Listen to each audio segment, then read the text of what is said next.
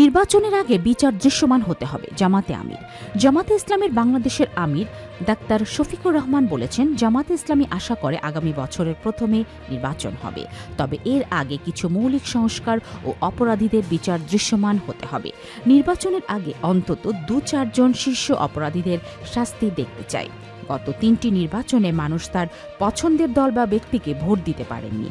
সেরকম নির্বাচন হলে তা জাতির জন্য দুঃখের ও বেদনার কারণ হবে। বৃহস্পতিবার সন্ধ্যায় সিলেটের শিল্পকলা একাডেমিতে মহানগর জামাতে ইসলামের আয়োজনে জুলাই গণঅভ্যুত্থানের শহীদ ও আহতদের স্মরণে আলোচনা সভা ও দোয়া মাহফিলে এসব কথা বলেন তিনি।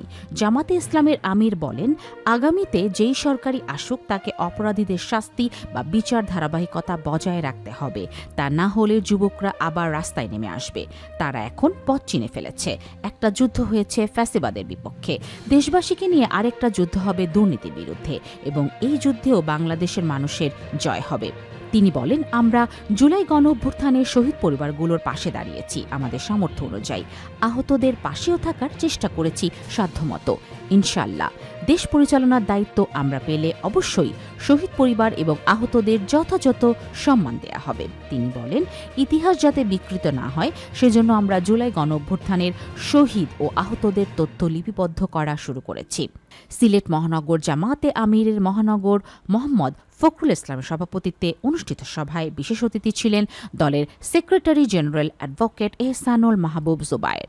সভায় আরও বক্তব্য রাখেন জামাতের সিলেট জেলার আমির মাওলানা হাবিবুর রহমান, হবিগঞ্জ জেলা আমির মোখলেসুর রহমান, জয়নাল আবেদিন, মাওলানা আব্দুস সালাম আল মাদানী, মাওলানা লুৎফুর রহমান হুমায়দি, জামিল আহমেদ রাজু, শামীম আহমেদ, আবদুল্লাহ আল মাহমুদ প্রমুখ।